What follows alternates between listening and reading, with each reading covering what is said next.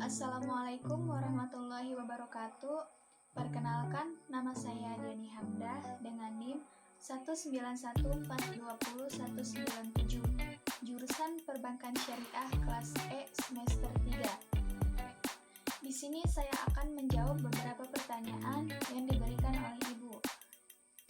Yang pertama yaitu perbedaan antara asuransi syariah dengan asuransi konvensional.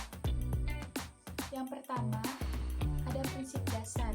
Pada asuransi syariah, pertanggungan risiko adalah antara perusahaan asuransi dengan peserta atau risk sharing.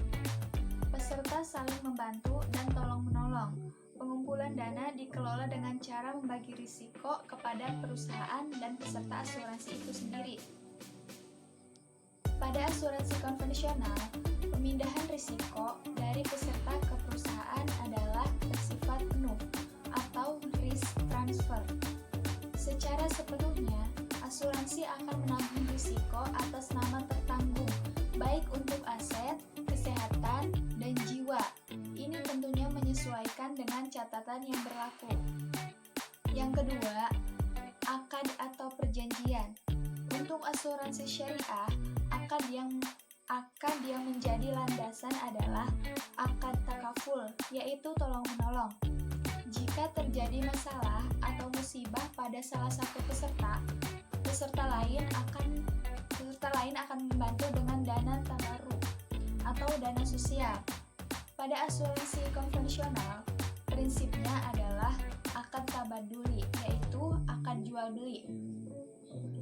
Akad ini dijalankan menurut syarat, yaitu harus ada kejelasan hal-hal seperti pembeli, penjual, objek yang diperjualbelikan, harga, dan ijab kabul. Dalam hal ini, setiap pihak saling memahami dan menyetujui transaksi yang terjadi. Yang ketiga, kepemilikan dana dan pengelolaan. Pada asuransi syariah, dana dimiliki semua peserta asuransi, sehingga perusahaan hanya berperan sebagai pengelola dana tanpa hak memiliki. Dana ini lalu akan dikelola semaksimal mungkin untuk ketentuan peserta asuransi dengan sistem transparan. Pada pengelolaan dana asuransi syariah, bisa melibatkan objek-objek yang halal dan tidak boleh mengandung ketidakjelasan atau kesamaran subhat, baik secara hukum, sifat, maupun faktanya. Instrumen investasi yang dipilih harus sesuai syariat Islam.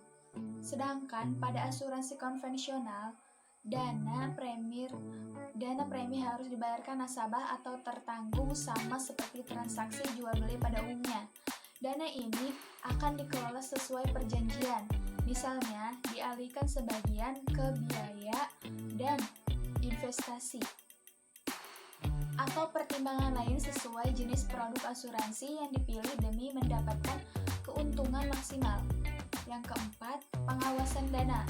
Pada asuransi syariah, ada melibatkan pihak ketiga sebagai pengawas kegiatan asuransi, yaitu Dewan Pengawas Syariah atau DPS. DPS bertugas mengawasi proses transaksi perusahaan agar tetap memegang prinsip syariah. DPS bertanggung jawab kepada Majelis Ulama Indonesia atau MUI.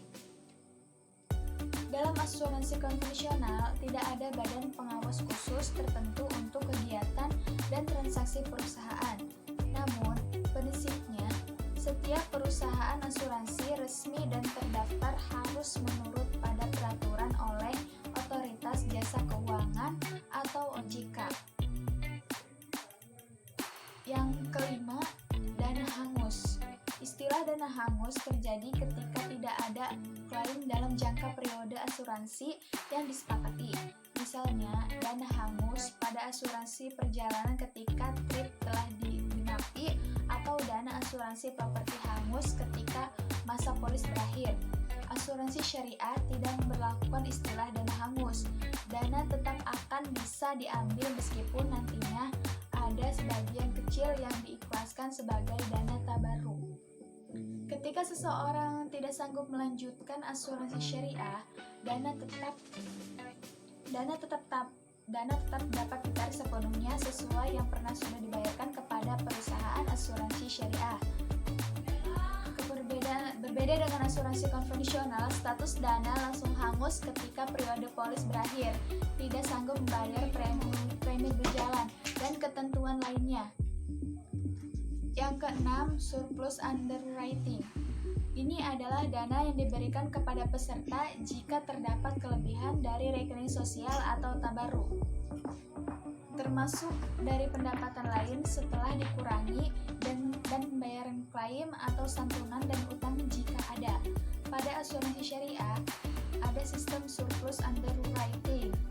Bagi semua peserta asuransi, pembagian keuntungan bersifat pro rata.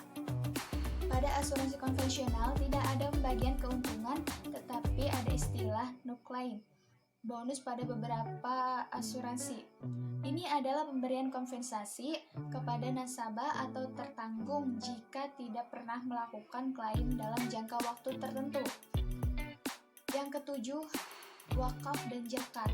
Wakaf adalah penyerahan hak milik atau harta benda yang tahan lama kepada penerima wakaf atau nazir dengan tujuan demi kemaslahatan umat.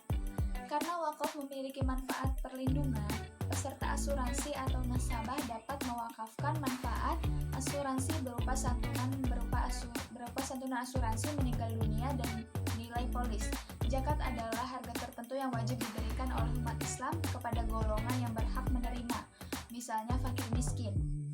Zakat bersifat wajib pada asuransi syariah dan diambil dari besarnya keuntungan perusahaan. Aturan wakaf dan zakat tidak ada pada asuransi konvensional.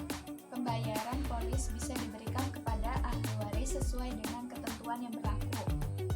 Yang kedelapan atau yang terakhir yaitu pembayaran klaim polis. Asuransi syariah akan mencairkan dana tabungan bersama untuk membayar klaim nasabah. Pada asuransi syariah, sebuah polis bisa diatasnamakan per keluarga inti, seperti ayah, ibu, dan anak. Seluruh keluarga akan mendapatkan perlindungan rawat inap rumah sakit. Klaim juga biasa dibayarkan dengan sistem cashless atau semua tagihan yang timbul tanpa menutup kemungkinan double claim.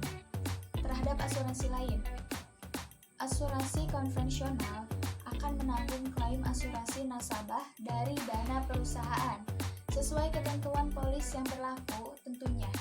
Dikarenakan polis bersifat individu, hanya boleh diatasnamakan satu orang saja, terkecuali memang ada manfaat polis tentunya yang punya fasilitas keluarga. Pembayaran klaim polis beraneka ragam pada asuransi konvensional, yaitu reimburse, cash plan, ataupun cashless. Dapat juga mencoba double claim, tergantung ketentuan yang berlaku pada masing-masing kebijakan polis transaksi.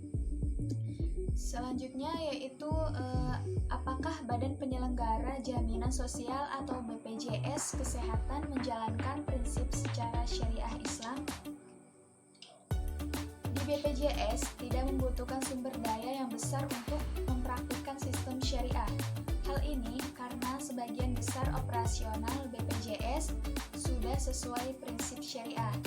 BPJS telah melakukan pemisahan aset BPJS dan aset jaminan sosial yang merupakan dana milik peserta. Pemisahan aset ini adalah aktualisasi dari konsep risk sharing yang berlaku dalam asuransi syariah. Juga salah satu sumber dana operasional BPJS adalah dari aset jaminan sosial atau DJS. Konsep ini sama dengan ujrah atau upah. Di dalam praktik transaksi syariah, secara